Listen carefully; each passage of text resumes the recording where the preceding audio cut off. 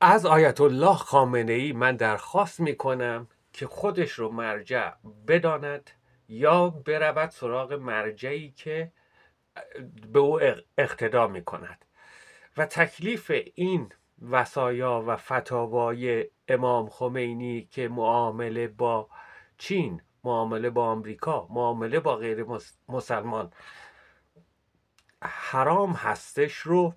مشخص بکنه، چون الان